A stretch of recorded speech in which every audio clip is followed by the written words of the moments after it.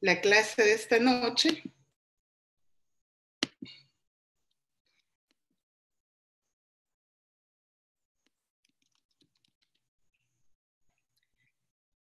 Vamos a iniciar la clase de esta noche y vamos a tocar, de acuerdo al programa de estudio, a lo que vamos a ir desarrollando, temas que incluso son temas que se han dado muy fuertes hoy con la pandemia que tuvimos por COVID-19.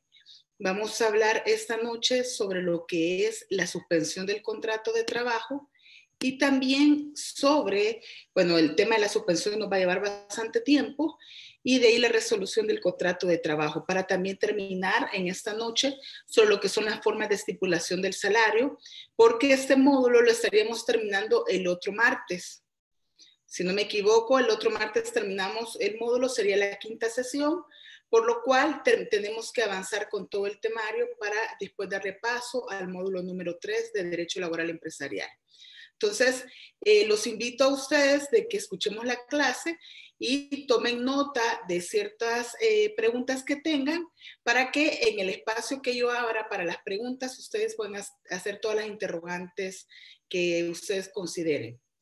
También referente a lo que es el espacio de preguntas del foro que abrimos en la plataforma, hay que recordar que son preguntas en torno a las clases desarrolladas, en torno a los temas desarrollados, ¿verdad? Las que se van a hacer ahí, temas pendientes que queden o cualquier consulta que tengan. Les proyecto, entiendo que ya se ve la proyección, ¿verdad? Sí, doctora. Perfecto. ¿Qué vamos a entender cuando hablamos? Bueno, tengan todos una buena noche para todos los que se van conectando ahorita, ¿verdad? Bienvenidos nuevamente a este curso de Derecho Laboral Empresarial. Para los que no se habían conectado y van conectándose, sabemos de que hay algunos que van a estar llevando a cabo la clase desde ciertos teléfonos o desde el teléfono porque todavía se encuentran laborando. Pero tengan una buena noche para todos, bienvenidos a esta nueva actividad, a este curso. Y comentarles, ¿verdad? También que el martes terminamos las sesiones de este año y empezamos hasta el próximo año. Ya tienen todas las fechas, de acuerdo al chat, de la calendarización que se estableció y iniciaríamos el próximo año con las actividades de acuerdo a lo que ya nos han dicho de parte de la universidad. Ahora bien, ¿qué vamos a entender por suspensión del contrato de trabajo? Que es el tema que vamos a desarrollar en esta noche. La suspensión del contrato de trabajo significa que no hay prestación del servicio y tampoco hay remuneración por ese servicio. Eso es la suspensión del contrato de trabajo. A eso se hace referencia.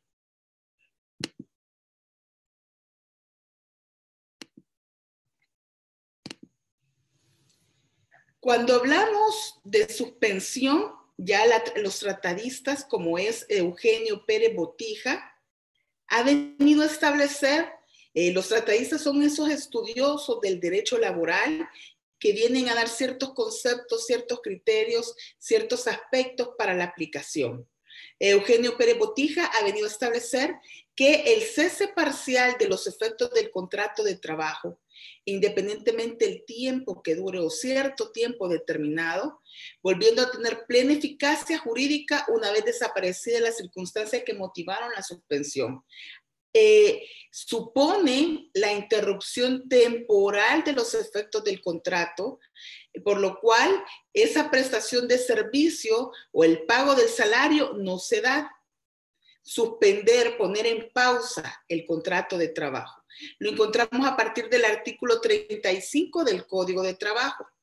En nuestra legislación, algunas tienen un plazo máximo de duración y otras mientras se mantenga vigente la causa que da origen a la suspensión del contrato de trabajo. Así tenemos que podemos afirmar que la suspensión es una clara manifestación de lo que es la opción del ordenamiento laboral a favor de la conservación de la relación jurídico-laboral, o sea, siempre se mantiene lo que es el contrato de trabajo vigente, pero le ponemos como pausa a este por cualquier hecho o circunstancia que lo viene a motivar. Cuando hablamos además de las causas de la suspensión del contrato, esta se clasifica de diferente forma. De acuerdo a la doctrina, podemos considerar las suspensiones del contrato como aquellas causas biológico-personales, o sea, la enfermedad, los riesgos y la maternidad. O sea, nosotros tenemos en la mente hoy en día lo que es la suspensión del contrato de trabajo y nos remontamos a lo que es la suspensión por la pandemia y pensamos que solo en ese momento hay suspensión del contrato. Y no. En el día a día de la relación laboral, nosotros podemos tener diferentes clases de suspensión del contrato. Por ejemplo, la biológica. Cuando nosotros nos vamos de maternidad, las mujeres, gozamos el periodo postnatal, ahí se da una suspensión del contrato de trabajo. Cuando nos enfermamos, cualquier clase de enfermedad, también estamos en presencia de una suspensión del contrato de trabajo. Cualquier riesgo que se genere que viene a dar un tema biológico personal, a esa se referencia la doctrina. También hay causas económico-materiales que ponen en suspensión o en pausa el contrato de trabajo. Por ejemplo, las causas de materia económica o por mutuo acuerdo. Hay una causa económica en la que el patrono ya no puede mantener la actividad económica de la empresa y se ve en la necesidad de suspender el contrato de trabajo. También hay causas jurídico-sociales, como por ejemplo la huelga o el paro, que mientras está en huelga no pueden darse por terminados los contratos.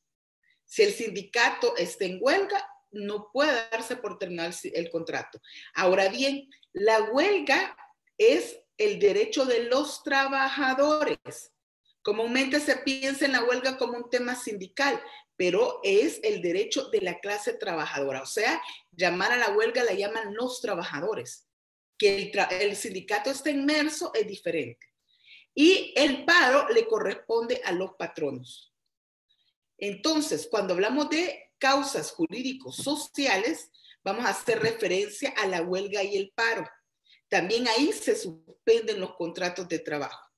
De ahí tenemos causas políticos administrativas, como por ejemplo el servicio militar, el servicio cívico, cargos públicos de elección popular, donde también se puede dar la suspensión del contrato. Sabemos que el servicio militar obligatorio en El Salvador ya no está vigente, por lo cual en ese ya no podemos hacer referencia. Pero sí, por ejemplo, el que se ha llamado a un cargo público y se le pueda pedir que el contrato quede suspendido. Si el patrono cede, se puede dar. En el sector privado es diferente al sector público. De ahí hay causas jurídico-penales, como por ejemplo la detención. Un trabajador va manejando en estado de ebriedad y se ve involucrado en un accidente o lo detiene la policía y va arrestado. O se ve involucrado en un homicidio, mientras se resuelve el caso, el contrato se da por suspendido. No se termina. El hecho que se vea involucrado en un tema de un delito no significa que se da por terminado el contrato de trabajo, sino que lo que se da es una suspensión. La terminación del contrato se da hasta que este trabajador haya prácticamente sido vencido en un juicio, que ya se le haya declarado que él cometió la falta y va condenado. Cuando ya esté ejecutoriada la sentencia, ahí sí se puede dar por terminado el contrato, de lo contrario no. De ahí también tenemos que, cuando hablamos de la suspensión del contrato de trabajo, esta la encontramos a partir del artículo 36 del Código de Trabajo.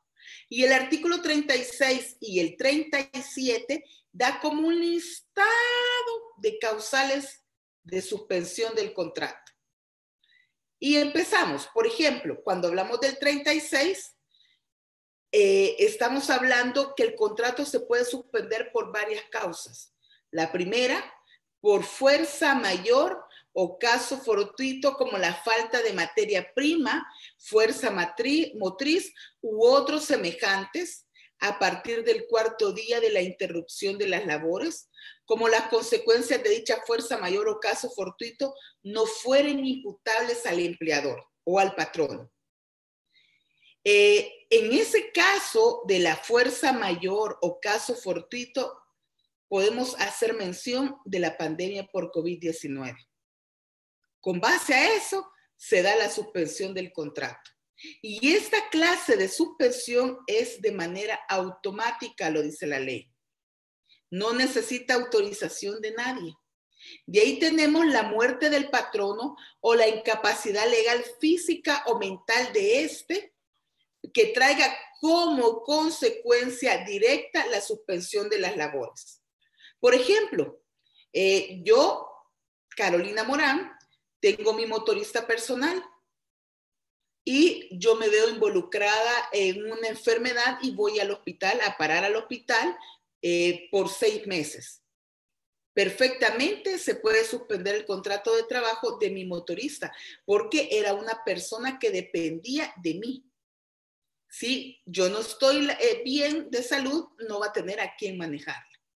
Si lo vemos así. Entonces, se puede dar una suspensión del contrato. La huelga legal o el paro también, cuando se está en una huelga, los contratos lo que se ven involucrados es en una suspensión y no en una terminación de estos. De ahí también la incapacidad temporal resultante del accidente de trabajo, enfermedad profesional, enfermedad o accidente común, lo que les decía. Si una trabajadora se va de periodo postnatal, ahí se ve involucrada en una suspensión del contrato. Y es una suspensión por un tema de una incapacidad temporal, por un tema de que se va de maternidad. Y también eso lo tenemos más adelante. Y así va enumerando la detención que sufriera el trabajador o la pena de arresto del mismo impuesta por autoridad competente. También la detención de cualquier clase que sufriera el patrono. Ojo, si el patrono de mí depende, el caso que les ponía, si yo tengo a un motorista personal que solo a mí me maneja, también si yo voy detenida, se suspende el contrato de trabajo. Porque el trabajador no está desempeñando una labor para nadie más. Diferente es que yo soy la representante legal de una empresa, de una sociedad, y a mí me detienen.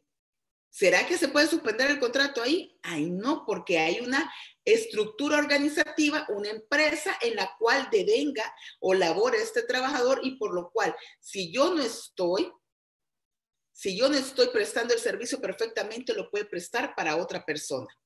También, y así va, por el descanso pre y postnatal, lo que les decía, que la misma norma ya lo establece con algo específico, ese tipo de suspensión.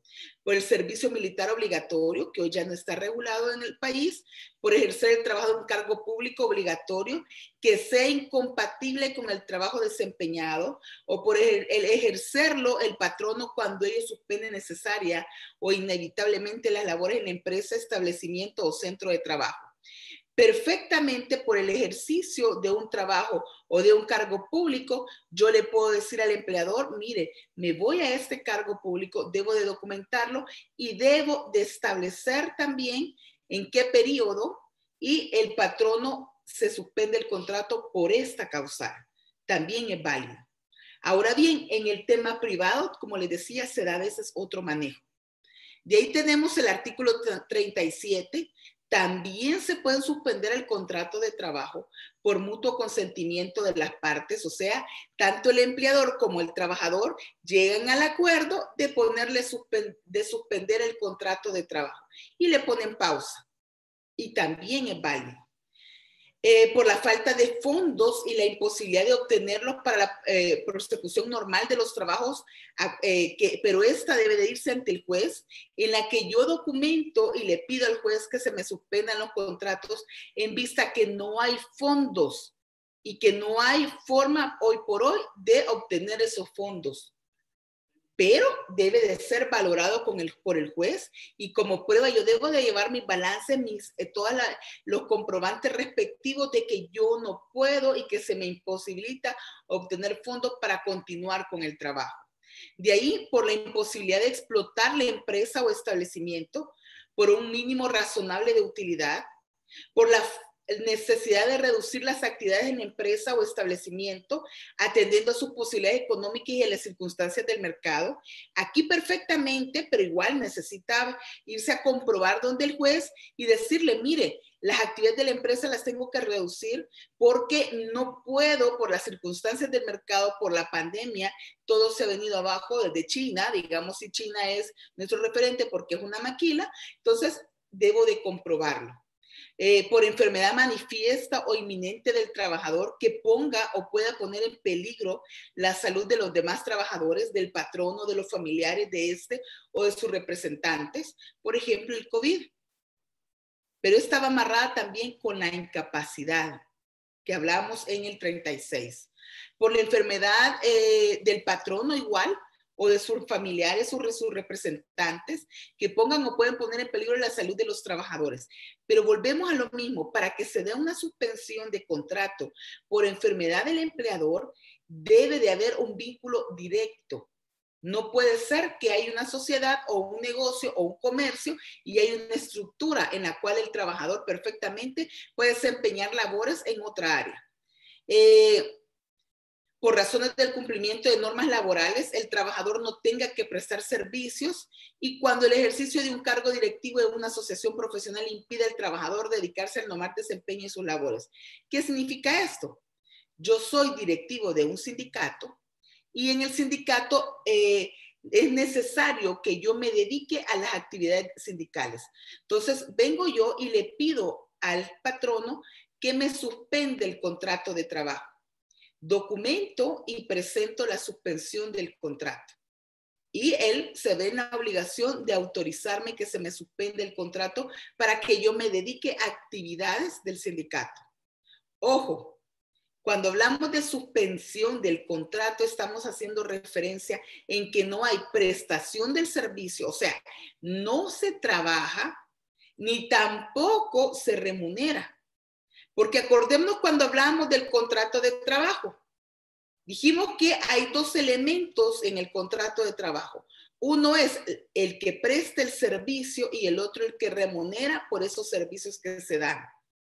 Si no hay servicio que se preste, tampoco hay remuneración. Entonces, son suspensiones por lo cual no hay obligación de pagar ninguna cantidad. Cuando hablamos de las causas de la suspensión, un grupo de ellas tiene su origen en la situación del trabajador, imposibilitándolo de prestar el servicio, que son las enumeradas en el numeral 4, 6 y 8 del artículo 36. Otras provocadas por la situación de organización empresarial, que no están en condiciones de seguir recibiendo ese trabajo, que son las que están, por ejemplo, en el numeral primero, segundo y séptimo del 36. O sea, la situación organizacional de la empresa me empuja a suspender el contrato. Por último, otras tienen su origen en la voluntad concurrente de los sujetos. El 37, numeral 1. O sea, por mutuo acuerdo con mi empleador, tomamos el acuerdo de que se suspenda el contrato de trabajo. Las causas del 36, numeral primero, guarda una especial consideración por cuanto es la que tiene señalada la duración más alta para suspender el contrato. El mismo Código de Trabajo establece cuánto es lo máximo que se puede suspender el contrato. Y lo máximo es 9 meses. Eso es lo máximo.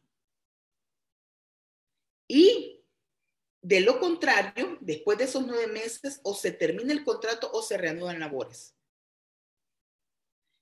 La más alta es la causal 36, numeral primero, por causa fortuito o fuerza mayor. Esa es la suspensión más alta, hasta 9 meses. Por eso, cuando hablamos que es de elección popular o un cargo, imaginémonos de que el trabajador X de la empresa se va como alcalde. ¿Cuánto tiempo dura el periodo de elección popular? que es lo que hablábamos en esta.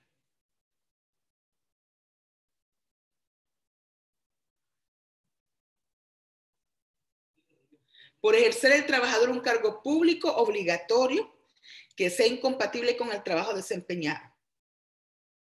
Digamos, obligatorio estaríamos hablando, por ejemplo, de testigos. Se recuerdan que a veces antes llamaban de testigo, pudiese ser porque ahí era obligatorio asistir. De elección popular es distinto, porque la elección popular es porque yo quiero postularme a un cargo público. O digamos que para el tema de concejal. Pero no puede, o sea, dependiendo del hecho, habría que entender y desglosar bien este artículo, porque habla cargo público obligatorio. Ahora en día, el cargo público obligatorio se puede entender de que no se tiende a dar mucho en el sector privado. Pero la máxima de las suspensiones es la del numeral primero del artículo 36, por caso fortuito, fuerza mayor y no puede exceder de 9 meses. Ahora bien, la interpretación de los conceptos de fuerza mayor o caso fortuito debe de realizarse a partir de la previsibilidad o no del riesgo. Es un caso típico que pese que opera en forma automática, estemos en presencia de un engaño por parte del empleador, dejando expedito el derecho de ejercitar la acción correspondiente por parte del trabajador. Por ejemplo, un trabajador que se le suspende el contrato, alegando el caso fortuito o fuerza mayor, como ese es automático. ¿Qué significa que es automático? No necesita autorización ni del juzgado ni del ministerio. Por lo cual, en este caso, como no necesitamos autorización de nadie, bueno, en los casos de suspensión del contrato, en ninguno necesitamos la autorización del Ministerio de Trabajo. Fíjense que, y haciendo un paréntesis aquí, hace años tuvimos un caso, cuando yo era directora general de trabajo, tuvimos un caso de suspensión de contratos por caso fortuito o fuerza mayor, y la empresa alegaba que iba a suspenderlos porque no tenía materia prima, porque no había venido la materia prima para poder confeccionar. En ese momento, el que estaba director de trabajos autorizó la suspensión del contrato y se dio involucrado en una situación bien delicada, porque primero, el funcionario público no puede hacer más allá que lo que la ley le establece. Así dice la Constitución. O sea, estaba extralimitándose de sus funciones al autorizar que se suspendieran los contratos. Además, no hay, como no está determinado, se viene involucrado un montón de situaciones. ¿Quién va a pagar el salario? ¿Quién va a pagar la AFP? ¿El seguro social? Porque claro, si hay una suspensión del contrato, no hay seguridad social. Porque una parte, recordemos, la paga el trabajador y otra la paga la empresa. Por lo cual, si no se hace bien la suspensión del contrato por caso fortuito o fuerza mayor, lo que puede acarrear es que se paguen los salarios no devengados por causa imputable al patrono. O sea, no significa que va a venir usted y va a pegar en el portón de su empresa una nota donde diga, miren señores, a partir de este día están suspendidos sus contratos. Y ahí murió la flor, como decimos. No, no se puede. Debe de haber una justificación válida. Debe de estar bien respaldado y documentado y seguir un pequeño procedimiento que la misma norma da y que normalmente se desconoce. Los que somos laboralistas conocemos ciertos aspectos de la norma y cómo aplicarlos y cómo documentarlos. Entonces, si no se documenta bien, lo que puede acarrear la suspensión del contrato es que el empleador va a tener que pagar los salarios no devengados por causa imputable al patrono. Ahora bien, cuando hablamos de las clases de suspensión, Estamos hablando del automático, que es el artículo 36 y el séptimo del 37. Estamos hablando del preaviso, o sea, el preaviso son los que están determinados en el octavo, en el 37, octavo relacionado con el 39, el segundo, el tercero y el cuarto del artículo 37, que hay un aviso previo, que hay una nota, por ejemplo, el tema sindical. Se presenta una nota en la cual esa nota debe de haber una autorización de la suspensión del contrato. O sea, se avisa de manera previa. Por mutuo consentimiento, esa clase de suspensión es lo que está en el artículo 37 primero, que es relacionado con el artículo 38 del Código de Trabajo. O sea, las partes, el trabajador con el empleador, se ponen de acuerdo en suspender el contrato de trabajo. Pero ese acuerdo, para que sea válido, debe de constar por escrito. Si no consta por escrito, es como que no exista. Esto es como el matrimonio. No le pueden decir al señor que está casado si no hay un documento escrito. No le pueden decir a la señora que es la esposa si no hay un documento escrito.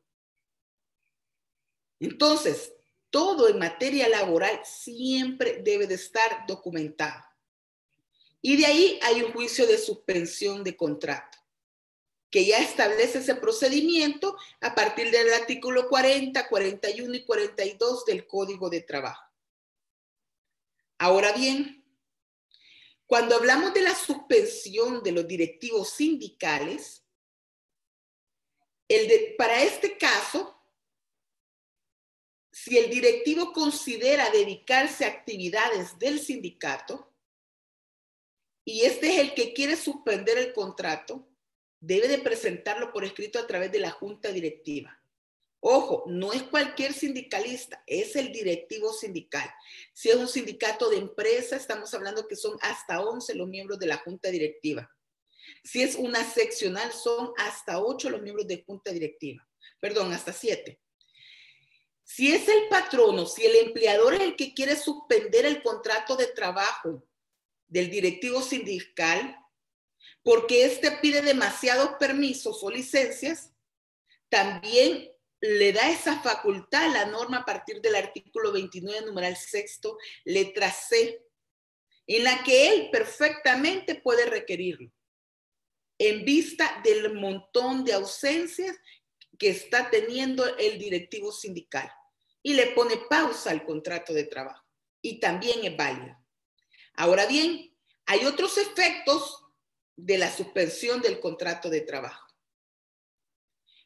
El artículo 46 del Código de Trabajo nos viene a decir que no obstante que la suspensión no afecta la antigüedad del trabajador, porque cuando hablamos de suspender el contrato le ponemos pausa, pero eso no viene a significar que se termina la relación laboral y se inicia nuevamente.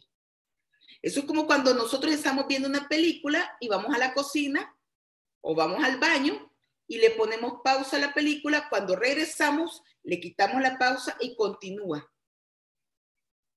Así es el contrato de trabajo. Lo ponemos en stand-by. Entonces, no afecta la antigüedad del trabajador. Así lo establece el artículo 46 del Código de Trabajo. Por lo que no nos va a haber afectado el aguinaldo, que es la pregunta que todos están haciendo hoy en día.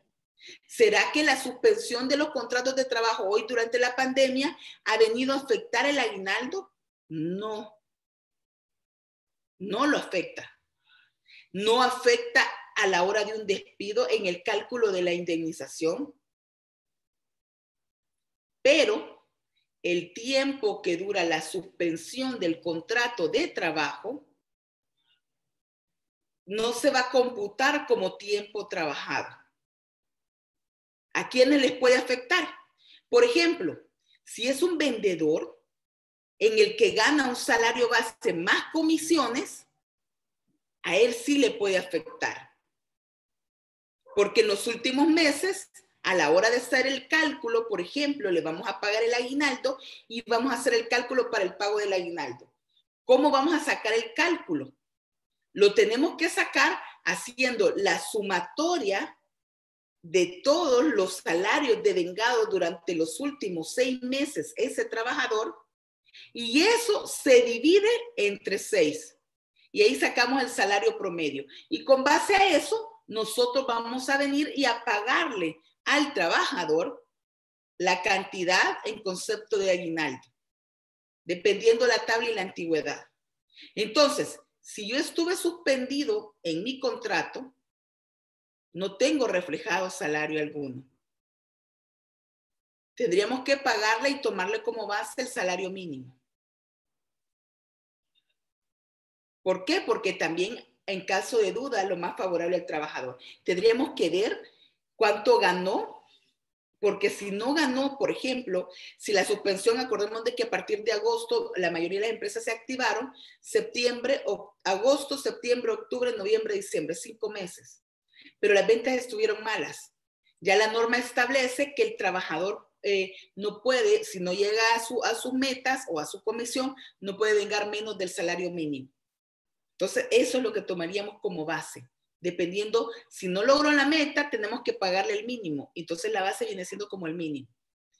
Es de hacer ver también que cuando se suspende el contrato, lo que sí se ve afectado es la vacación anual. ¿Por qué se ve afectado? Porque el trabajador, como él dejó de laborar, y ya la norma establece, el artículo 180 del Código de Trabajo establece que para poder tener derecho a la vacación anual remunerada, el trabajador debe de haber laborado 1 año para el mismo patrono, pero además de haber laborado 1 año para el mismo patrono, debe de tener laborado 200 días efectivos de trabajo en el año. ¿Qué significa esto? Que si a mí me suspendieron mi contrato, digamos 8 meses, por caso fortuito o fuerza mayor, yo no logro tener los 200 días efectivos laborados en el año. Ahí sí se me afecta la vacación anual. No pudiese reclamar la vacación anual porque no cumplí los 200 días efectivos laborados en el año. Esa sí se ve involucrada y afectada cuando esa suspensión del contrato es larga. Pero si estamos hablando de 2 meses, no se ve afectada la vacación anual, porque 2 meses estamos hablando de 60 días. 4 meses son 180 días. Pero si ya estamos hablando de 4 meses y medio, bueno, casi 5 meses, ahí sí nos vemos afectados con el tema de la vacación anual. Y ahí la suspensión sí la afecta. Cuando hablamos de la duración de las suspensiones, la norma establece varias clases de duración de la suspensión. Una es cuando hablamos de la suspensión variada dependiendo del motivo que la causa, que la ha generado. Por tal razón, en unos casos puede señalarse plazo tanto para el inicio como para la finalización. Entre las que puede tener plazo, había cuenta de los motivos, están, por ejemplo, el de desaparecer la causa que lo motiva, casos en que la suspensión no puede tener plazo, ni se le puede señalar plazo, como el de las enfermedades, la detención, el descanso pre y postnatal, el ejercicio de cargos públicos, dependiendo. O sea, ¿qué pasa con el periodo postnatal? Perfectamente a mí me señalan una incapacidad de 4 meses, pero en esos meses se me ve afectada la cesárea que me hicieron y me incapacitan más tiempo. Y es válido también. Entonces, puede haber una situación que alargue esa suspensión por enfermedad. Entonces, hasta que desaparece el motivo que genera la suspensión del contrato de trabajo, así se tarda el tiempo que sea necesario. Hay mujeres que después de la maternidad nos operan de alguna otra situación y se alarga la incapacidad. Otra es, dependiendo de la duración de las suspensiones, al cumplirse el plazo o el tiempo máximo de duración, en los casos en que es posible señalarlo como los mencionados en el artículo 44. Y nos vamos a lo que dice el 44 del Código de Trabajo. Cuando hablamos del artículo 44, este hace referencia a esos casos de suspensión, solo permítanme.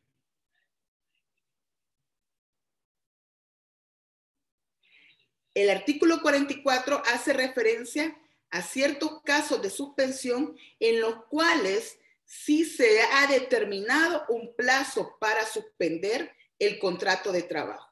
Y nos dice, no podrá durar más de 9 meses la suspensión del contrato por las causales primera del 36, ni más de 3 meses la que tuviera lugar conforme a los ordinales 2, 3 y cuarto del 37. En los casos del artículo 40, la suspensión será por el tiempo que dure el ejercicio del cargo. O sea, en el caso fortuito, fuerza mayor, por ejemplo, nos dice no puede ser mayor a 9 meses.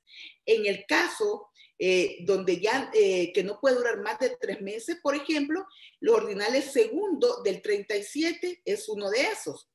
Y ese hace referencia por la falta de fondos, de la imposibilidad para obtenerlos para la prestación de las labores, que esa se va al juez. O sea, cuando hay falta de fondos en la empresa, estos no pueden ser mayor a 3 meses la duración de la suspensión. Ya el Código de Trabajo viene a establecer en qué casos sí, en qué casos no y cuánto es lo máximo que se puede establecer. Además, los plazos de duración expresamente establecidos los encontramos en el 44 y dice, no podrá durar más de 9 meses la suspensión del contrato por la causal primera del 36, es el artículo que acabo de hacer lectura, y otras duran mientras no desaparezca la causa que lo motiva. Por ejemplo, lo que dice el artículo 45, la suspensión del contrato finaliza al desaparecer la causa que lo motiva o en su caso, al cumplirse el tiempo máximo de duración para que ella la fijara el artículo anterior. O sea, en la suspensión, lo máximo ya lo establece la ley cuando puede desaparecer. Digamos, nosotros nos fuimos por un caso fortuito o fuerza mayor por el tema de la pandemia, pero la pandemia se acabó en un mes. Al mes nosotros terminó la suspensión del contrato. ¿Por qué? Porque ya no hay el motivo que la generó. ¿De acuerdo? Además, es de hacer ver que estas causales de suspensión del contrato, como lo dije anteriormente, genera que también se pone en pausa lo que es el pago de AFP y Seguro Social.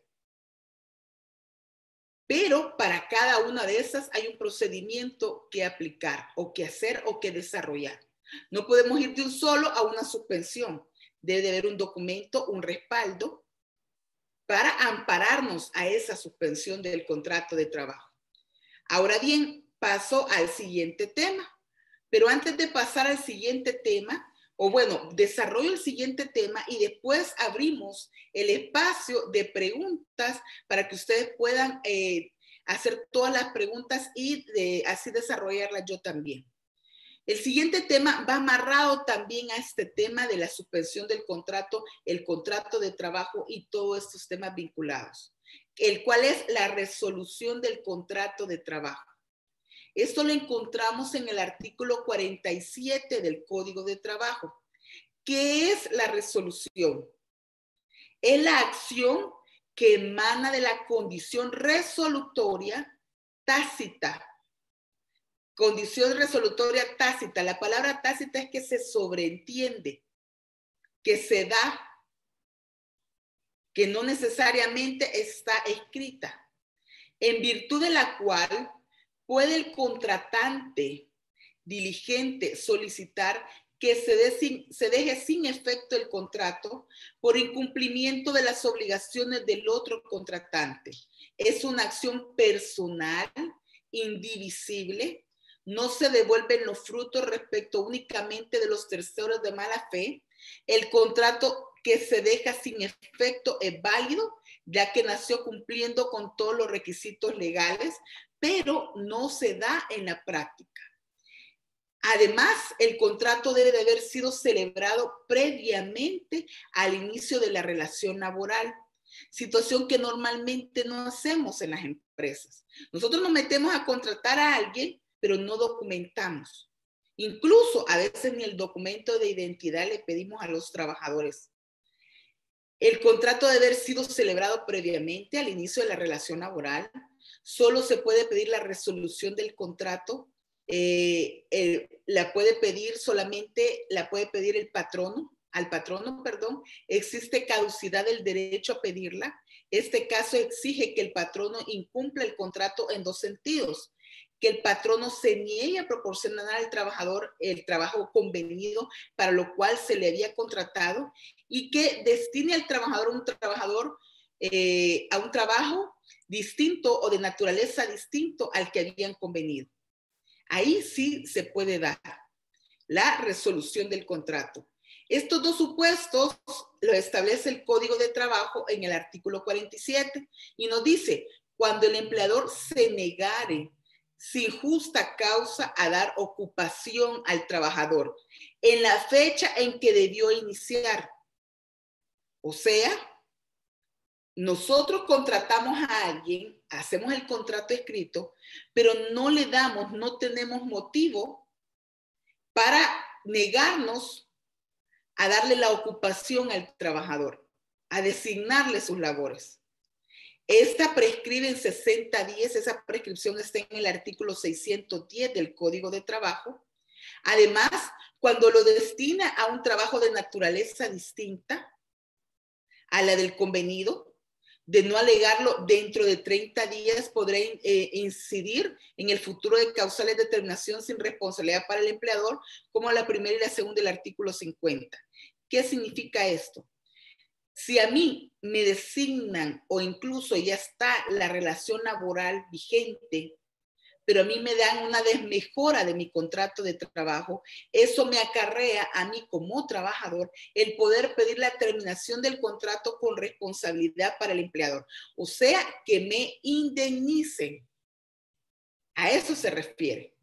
Si lo hago dentro de los 30 días. Pasados esos 30 días, se tiene el contrato por tiempo indefinido. O sea, ya no, perdón, no por tiempo indefinido, ya no puedo, me da por una, o sea, tácitamente se sobreentiende que yo acepté ese cambio a una naturaleza distinta al que había sido contratado.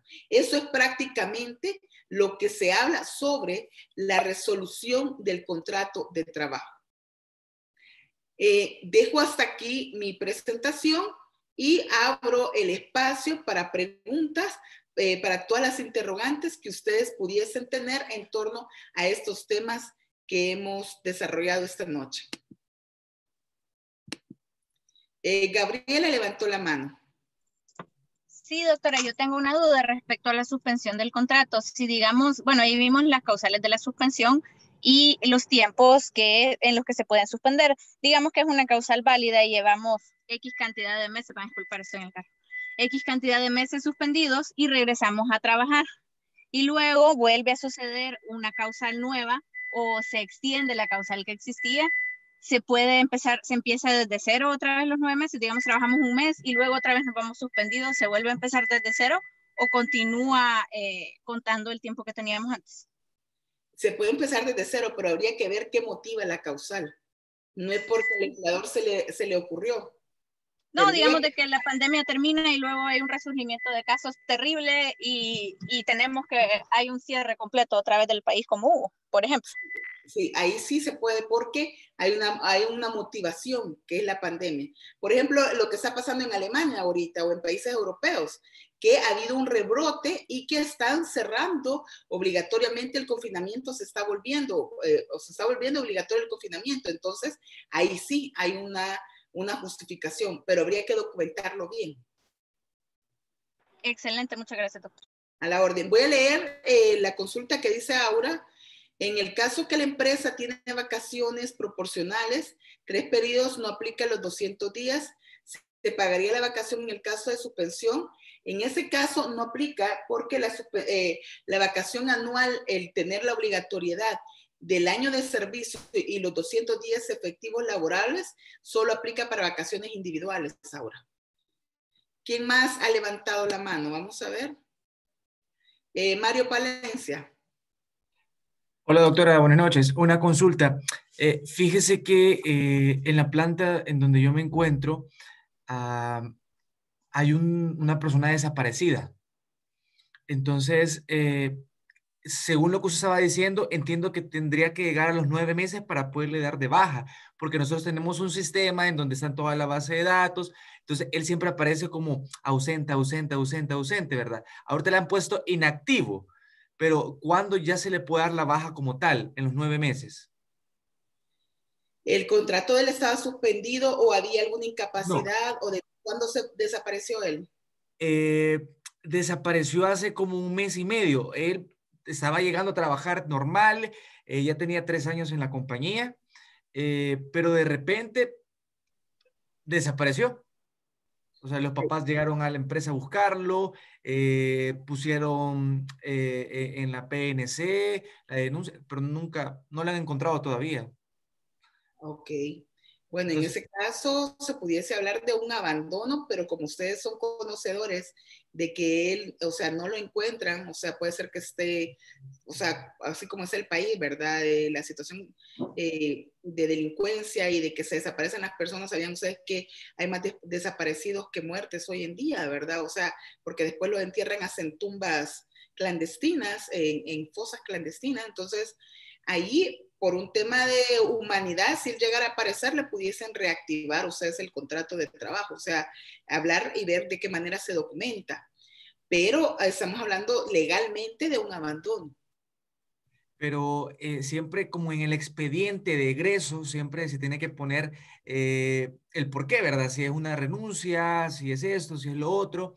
Pero en ese caso, ¿qué se podría adjuntar como tal? Porque no hay acta de defunción ni nada por el estilo. Sí, ahí tendrían que hacer en la acción de personal, Mario, poner de que el trabajador es de acuerdo a lo manifestado por los familiares o por el papá de fulano de tal, si ustedes lo pudieron identificar, él se encuentra en estado ha desaparecido y en vista que no se ha presentado a la empresa, se documenta como un abandono en labores. Así lo tendrían que documentar por la baja o la salida que le tienen que dar incluso de planilla. Incluso Correcto. en el seguro social ustedes tienen que darle de baja porque no pueden mantenerlo. Imaginemos de que esto va para largo. Primero Dios que lo encuentren, ¿verdad? Porque es un tema de humanidad también, pero imagínense que esto va para largo. No pueden tener de por vida usted cotizando a alguien que no sabemos si ya incluso ya murió, ¿verdad?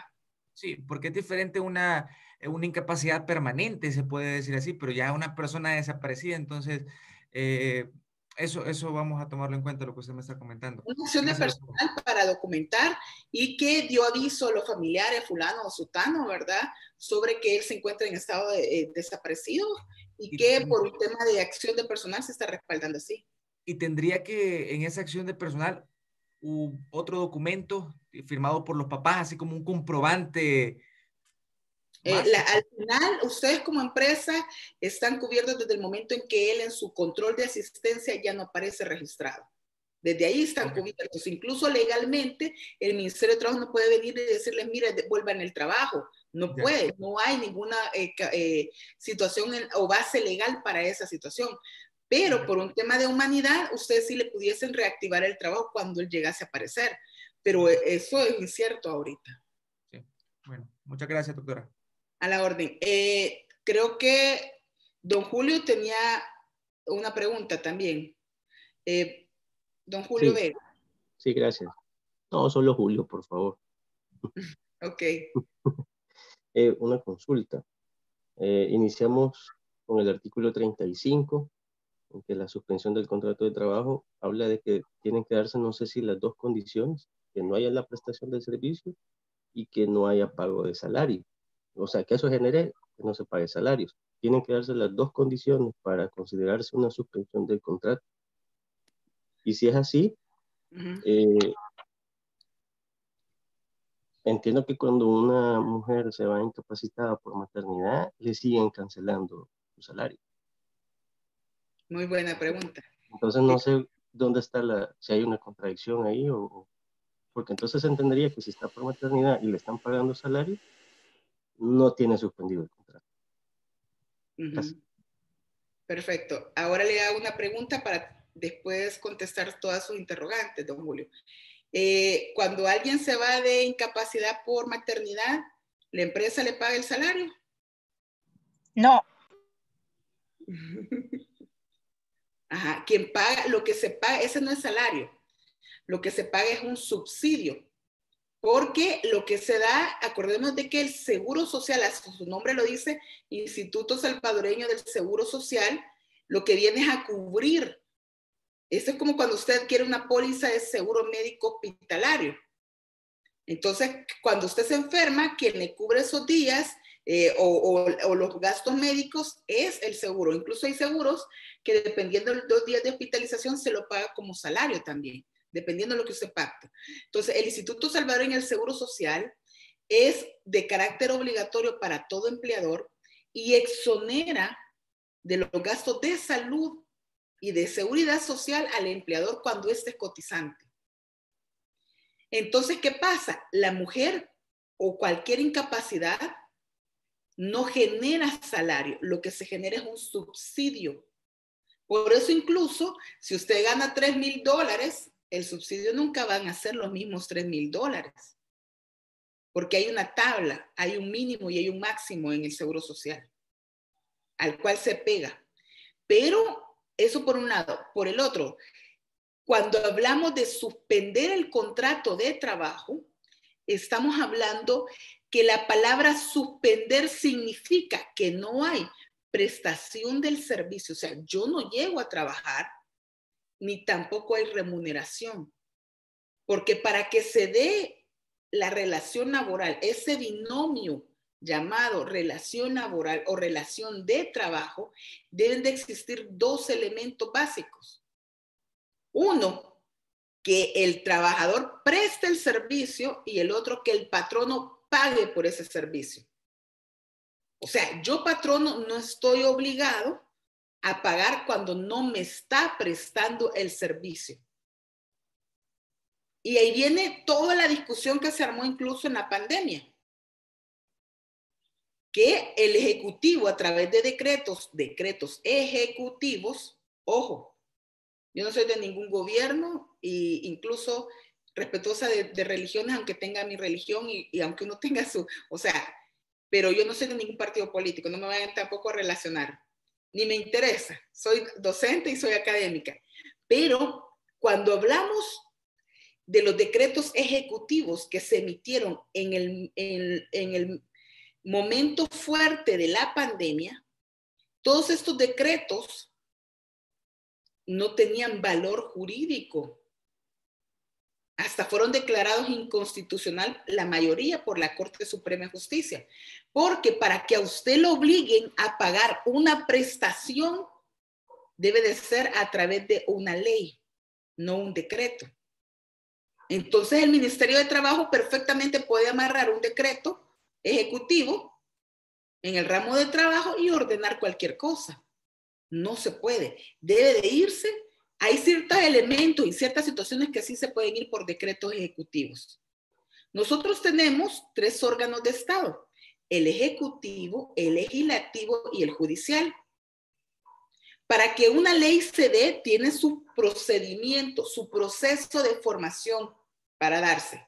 Y debe de irse a la Asamblea Legislativa, y ya la Asamblea Legislativa es la que emite la ley. Y después se va a la Presidencia de la República, y el presidente, dependiendo, la puede observar y decir, mire, falta esto, la puede sancionar. Entonces, dependiendo, y es el proceso de ley. Cuando ya es ley, ya puede ser válido. ¿Qué fue lo que pasó en la pandemia? El ministro de Trabajo decía que las empresas estaban obligadas a pagar el salario de los trabajadores, porque era un caso fortuito o fuerza mayor, o sea, no se puede obligar a alguien. Si no hay prestación de servicio, no hay remuneración. Así de sencillo. Si un trabajador no llega a laborar, no tiene derecho a que se le pague. Eso es igual. Por eso es que cuando hablamos de suspender el contrato de trabajo, es poner pausa. No se termina la relación, continúa la vigencia, continúa la antigüedad, pero no se paga la remuneración. A eso hace referencia. Esto es similar, este tema de las suspensiones del contrato. Ustedes se recuerdan que la ministra anterior vino y sacó un análisis con el Consejo Superior del Salario Mínimo, en el que dijeron que los meses que no tuvieran 30 días se iban a considerar como de 30 días, y se sacó una fórmula en la que sumó todo el salario y sacó con base a 300 días, por tanto, y sacó el 304.17, que era el salario mensual, vigente y mínimo. Eso tampoco es viable. ¿Por qué? Porque el hecho de que hayan prestaciones laborales que se calculen con base a 30 días, no significa que todo va a ser con base a 30 días. Porque si yo, Carolina Morán, no llegué a trabajar a la empresa no está obligada a pagarme ese día. El salario es diario. Los decretos de aumento al salario mínimo son diarios. Por lo cual, si yo no trabajo, no tengo derecho a remuneración. Así de sencillo. Levantó la mano antes de Gabriela. Gabriela va de último porque ya preguntó. Va Zuley y después va Gabriela. Buenas noches. Mi pregunta, bueno, es sobre el caso que comentaba el compañero Mario Palencia. En ese caso, por ejemplo, yo quise hacer uso de ese artículo de la suspensión, bueno, de abandono del puesto de trabajo, pero en el Ministerio de Trabajo me comentaban de que ellos tienen el criterio de que si la persona regresa y dice y manifiesta que quiere seguir laborando, se debe reanudar el contrato de trabajo. Entonces, mi pregunta es, en el caso de ellos, por ejemplo, si le dan de baja a este colaborador y lo puede documentar, lo que sé yo, a través de una denuncia que haya puesto la familia en la policía, etcétera, etcétera, pero eventualmente esta persona aparece, se le tendría que reanudar el contrato de trabajo y le contaría la antigüedad y todas las prestaciones como si fuese una suspensión. Lo que pasa, Zuley, que ahí depende cómo está documentado. Bueno, por ejemplo, si esta persona aparece y tuvo un trastorno mental y hay una incapacidad que se da que a partir de tal fecha tuvo un trastorno, o sea, usted lo tiene como documentar. Pero si esta persona desapareció, bueno, pongámonos a pensar el peor de los escenarios. Lo reclutan las pandillas. Y después ya no apareció. Usted no, o sea, no hay forma de documentar esa situación, ese hecho. Diferente es cuando hay una incapacidad. Diferente es cuando hay cualquier otro hecho. Pero si no hay documento, usted no puede venir y el Ministerio de Trabajo tampoco puede obligar por obligar. Miren, el Ministerio de Trabajo tenemos en promedio, creería yo, que andan por los 200 inspectores en San Salvador. Cada inspector maneja un código de trabajo totalmente diferente porque tiene criterios totalmente diferentes. Hoy les va a llegar uno con un criterio, mañana les va a llegar otro con otro. ¿Cuál es la clave? Tener un buen abogado laboralista que les sepa defender con base a la ley. Yo todos los casos de mis clientes por temas de suspensión de contratos de trabajo, en ninguno he tenido inconveniente. Aunque los inspectores salgan con cualquier criterio o línea que se haya dado de trabajo, porque también puede tener una línea de trabajo por un supervisor, el jefe o dependiendo. Pero si usted se aplica la norma, o sea, no puede llegar que porque el inspector dice a dónde está la base legal, con base a qué, ¿verdad? Entonces, Pero ustedes tienen como una interpretación distinta. O sea, por más que usted llegue y le diga, no, pero mire, el artículo dice tal cosa, la ley dice tal cosa, y o sea, se apega a la situación A, dice, no, es que la línea de pensamiento que manejamos y como que la línea de interpretación que se maneja es tal. Porque, bueno, yo he tratado de documentar todos los casos, pues me asesoraba para ver también cuál era el criterio que iba a seguir el ministerio, no solo el que se podía seguir interno en la empresa, y pues da para estudiar cada caso.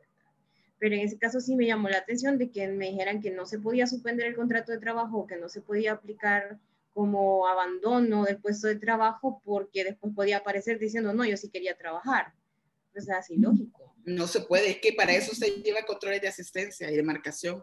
Su principal respaldo es los controles de asistencia.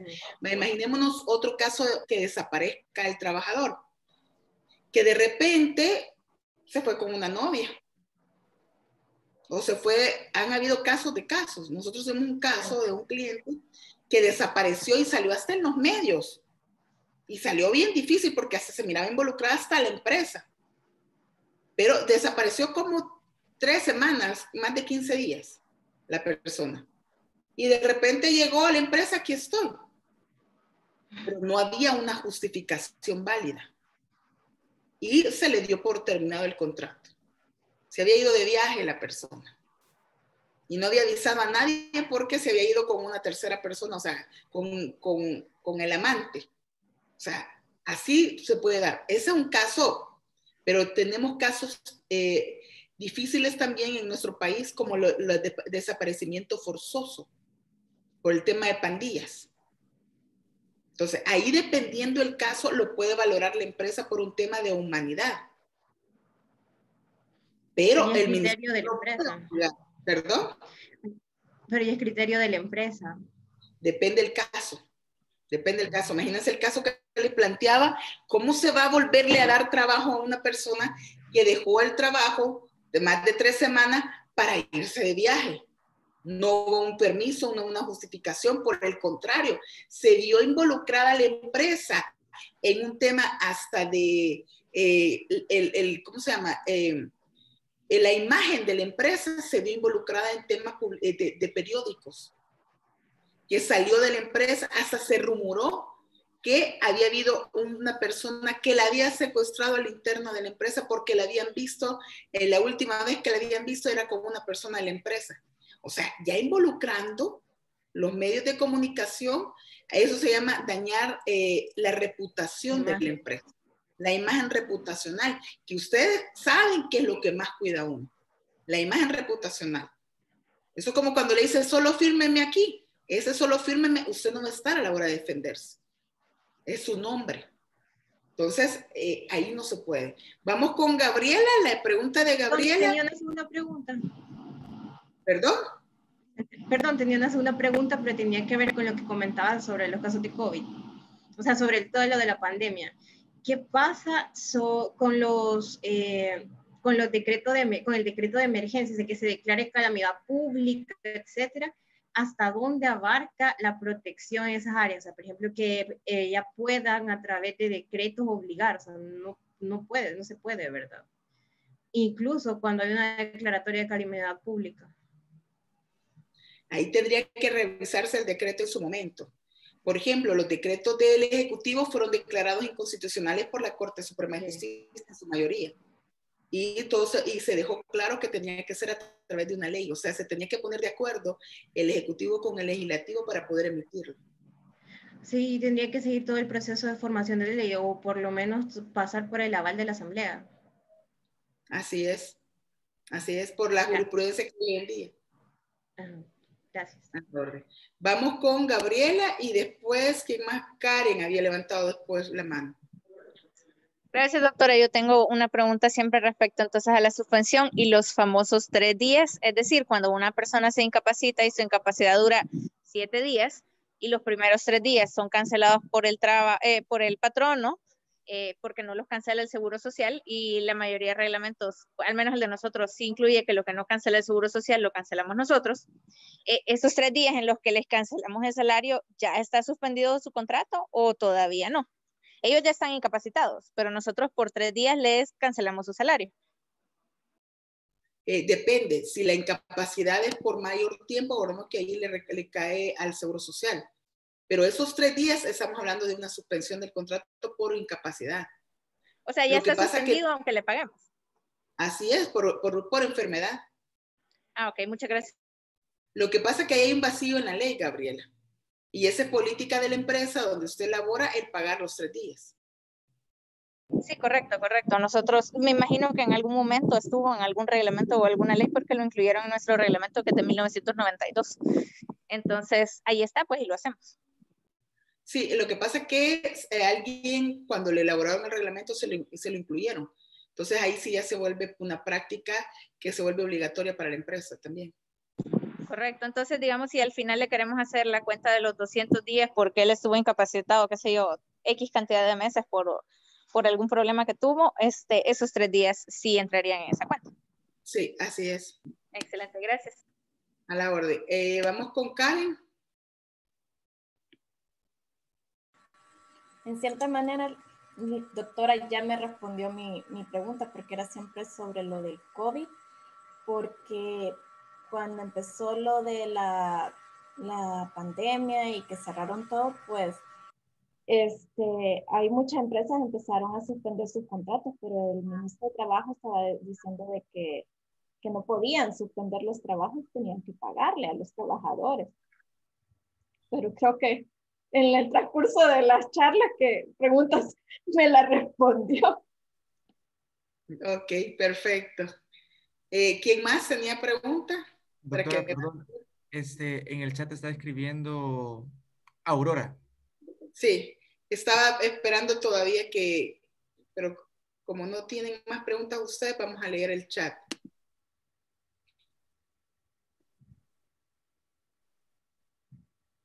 Permítanme.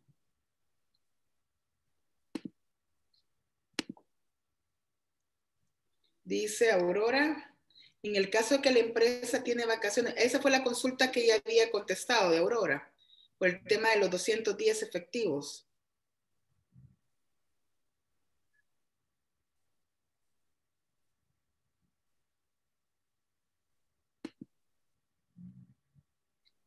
No sé si alguien más tiene alguna otra pregunta. Yo doctora, quería consultar. Este es como un caso como inverso que se nos dio, ¿verdad? Durante la pandemia indicaron que se fueran a sus casas los mayores de 60 años. A mí se me dio el caso de uno de los señores que él no quería dejar de trabajar. Él, pues, una persona muy saludable, a pesar de la edad, la verdad se ve mejor que los otros señores que son menores que él. Entonces él no insistía que quería continuar trabajando. Entonces en ese caso, bueno, a nosotros lo que nos preocupaba era la parte de que estaba decretado que no trabajaran y que sí lo podíamos hacer que trabajara. En ese caso él solo tenía que darnos como un consentimiento para eso o definitivamente teníamos que cumplir el decreto. Lo que pasa es que ahí depende cada caso, Aurora. El decreto ya es claro, ¿verdad? Y ya establece ciertos aspectos, pero también hay que valorar varios elementos de esos trabajadores. ¿Por qué justificación, bajo qué justificación hablaba este trabajador? Él es mayor de 60 años. Entonces, pero como le digo, es una persona bien saludable. Él quizás es de los que más temprano llega por su trabajo, que es el de caldera, ya a 5:30 de la mañana, ¿verdad? Su horario es bien particular. Entonces, él, su casa estaba desesperado de estar en su casa realmente y era, no sé, él sabía pues que nos complicaba también su ausencia en el trabajo, pero igual nos desmaneamos con otros colaboradores, pero él quería llegar a trabajar. Vaya, el tema de las personas mayores de 60 años, han habido 2 decretos ya especiales. Cuando estaba la pandemia como tal, hubo un decreto que se tenía que resguardar en su casa con salario y fue un decreto ejecutivo. Esos decretos después fueron considerados inconstitucionales y quedaron en el limbo las personas mayores y los trabajadores, perdón, con enfermedades crónicas. Incluso se habló también de las personas con obesidad mórbida. ¿Qué pasó? Se saca el decreto, pero este decreto este decreto transitorio que venció, si no me equivoco, en noviembre, y que ahora ya ha sido prorrogado otro, que va hasta, si no me equivoco, son hasta marzo o febrero del otro año. Quiero ver si tengo aquí algo para poderles proyectar que va amarrado con ese tema. Resulta de que lo que necesita el trabajador para poder apegarse a la ley es que tenga lo que es una incapacidad del seguro social. Sin la incapacidad del seguro social no puede el trabajador apegarse a lo que es el resguardo en su casa, pero incluso se habla de lo que es el teletrabajo. Aquí está. Perdonen que esta no es de la clase, pero para dejarlo, para mejor proveer, como decimos los abogados, ¿verdad? Para dejarle más claro este tema y que va vinculado, se lo voy a proyectar, es de un webinar que yo di recientemente sobre los trabajadores con enfermedades crónicas o en sectores vulnerables.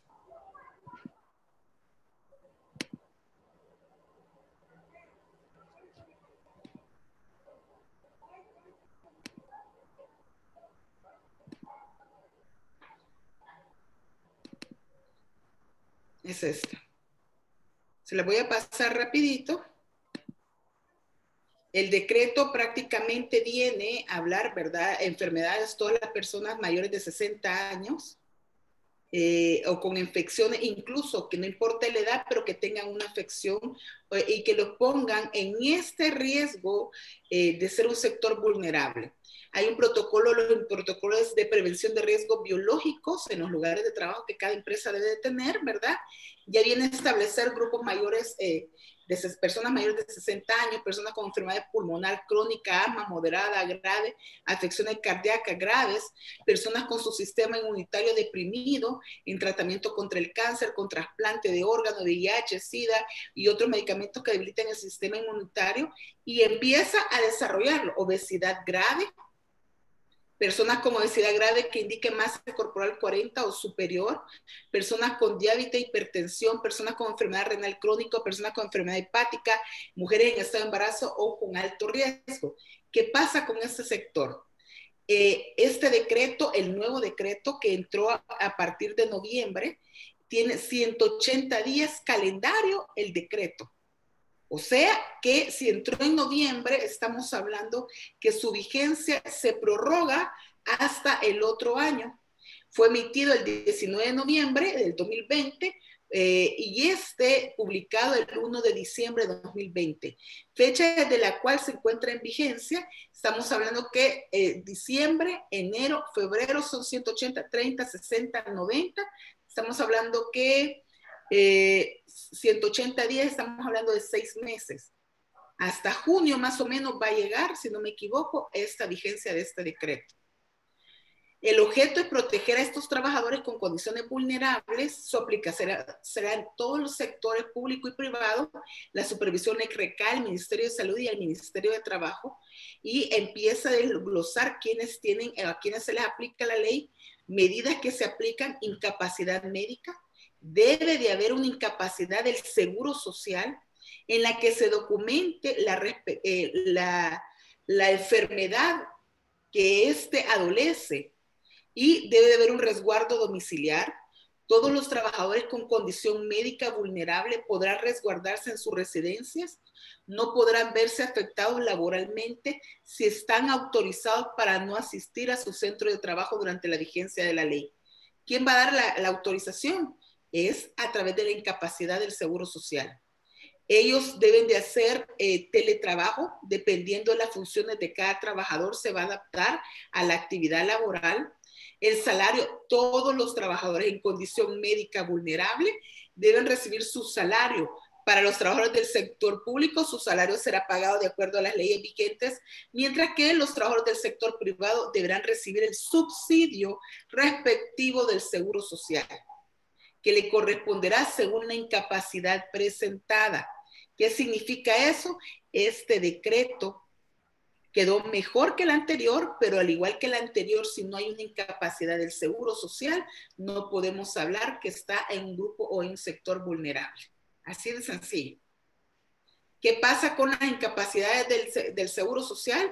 Bueno, habla de la multa que va de 1 a 3 salarios mínimos mensuales, tomando en cuenta la capacidad económica, la gravedad de la infracción y circunstancias.